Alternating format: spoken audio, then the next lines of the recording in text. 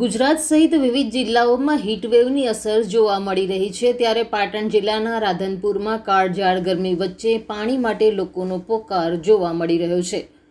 રાધનપુરના મસાલી road ઉપર આવેલ રાધનપુરના ward number 7માં પાણી માટે લોકો વલખા મારી રહ્યા છે। ભર ઉનાળે રાધનપુરમાં પાણીની વિકટ પરિસ્થિતિ સર્જાતા લોકોમાં ભારે આક્રોશ જોવા મળી રહ્યો છે। પાણી અનિયમિત અને મીઠું ન આવતા સ્થાનિક લોકોને ભારે હાલાકીનો સામનો કરવા મજબૂર બન્યા છે। ત્યારે મહિલાઓએ નગરપાલિકા હાય હાયના નારા લગાવીને તંત્ર સામે રોષ ઠાલવતા નજરે ચડ્યા છે। એક તરફ નલ સે જલ યોજના અંતર્ગત લોકોને પીવાનું પાણી મળી રહે તે માટે સરકાર દ્વારા કરોડોના ખર્ચે પ્લાન્ટ બનાવાયા છે, પરંતુ રાધનપુરમાં મસાલી રોડ પર આવેલા વિઠ્ઠલનગર વોર્ડ નંબર 7માં લોકો પાણી માટે વલખા મારી રહ્યા છે। સ્થાનિક લોકોને પીવાના પાણી માટે આમથી તેમ ભટકવાનો વારો આવ્યો છે। લોકો પીવાના પાણી માટે રજડપાટ કરી રહ્યા છે, ત્યારે તંત્ર સામે મહિલાઓનો ભારે રોષ જોવા મળ્યો છે।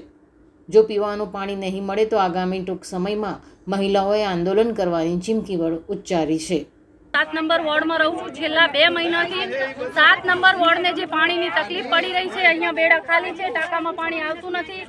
લોકોને અત્યારે ઓરેન્જ એલર્ટ આપવામાં આવ્યું છે અને કહેવામાં આવ્યું છે કે ગરમીમાં બહાર ના નીકળો, પણ લોકોને ઘરે પીવાનું પાણી નથી તો એ ટાંકા પાણી ભરવા માટે મજબૂર છે। અત્યારે તમે જોઈ શકો છો, નાના બાળકો લઈને અમારી બાજુમાં બહેનો ઊભી છે, 60, 70 વર્ષની માજીઓ છે, પાણી ભરવા આવેલી છે અને આમાં કોઈ પણને કાંઈ થયું, એક ઓરેન્જ એલર્ટ આલી એમ કહે છે કે આવા તાપમાં તમે બહાર ના નીકળો તો લોકોના ઘર સુધી પાણી જતું નથી। આટલી લાપરવાહી છે સરકારની અને કોઈ પણને કાંઈ થયું તો એની સંપૂર્ણ જવાબદારી તંત્રની રહેશે। છેકથી આ વોર્ડને પાણીની તકલીફ છે અને ખારું પાણી એ લોકોએ અત્યારે બંધ કરાવી દીધેલું છે અને મીઠું પાણી જે ટાંકામાં આવે છે એ 2 વાગે અહીંયા છોડે છે અને ખરા બપોરે પબ્લિક આ પાણી ભરવા માટે મજબૂર છે અને આ પાણી અમને 2 દિવસમાં ના મળ્યું તો આની આ સંપૂર્ણ મહિલાઓ અમે લઈ અને ત્યાં મામલતદાર કચેરીએ ધરણા પ્રોગ્રામ કરશું, ગાંધી ચિંધ્યા માર્ગે જશું અને આમાં કોઈ પણ મહિલાને કાંઈ પણ થયું તો સંપૂર્ણ જવાબદારી તંત્રની રહેશે। આ મીડિયાના માધ્યમથી અમે જણાવવા માંગીએ છીએ અને આનું સોલ્યુશન અમને 2 દિવસમાં જોઈએ ને જોઈએ।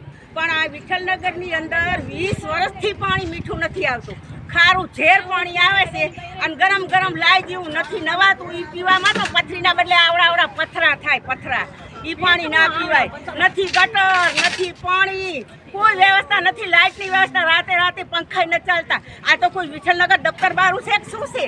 કાંઈ પાણી વગર તો માણસ મરી જાય। અત્યારે 2 વાગે તડકામાં પાણી મૂકે એટલે 2 વાગે બૈરા કામ કરે કે પાણી ભરવા જાય, મરી જાય માણસ। આમાં તો આ ઓરેન્જ એલર્ટ આલે છે, હીટવે આલે છે, આવું તો વળી ચાલતું હશે? અમને મદદ થશે, જવાબદારી કોણ લેશે? સરકાર લેશે? આવી રીતના ના હોય હાવ। અમારે પાણી વગર બહુ મારી તકલીફ પડે છે। અમારી ઉંમર થઈ હવે અમારાથી પાણી ઉપડતું નથી અને છેલ્લા 2 મહિનાથી તો પાણી નથી આવતું અને બેનો તડકાની જો તડફડે મરી જશે તો જવાબદારી તમારી। રિપોર્ટ અનિલ રામાનુજ સાથે સંજીવ રાજપૂત, TV9 ગુજરાત, રાધનપુર, પાટણ। જોતા રહો TV9 ગુજરાત, નિર્ભય, નિષ્પક્ષ, નિરંતર।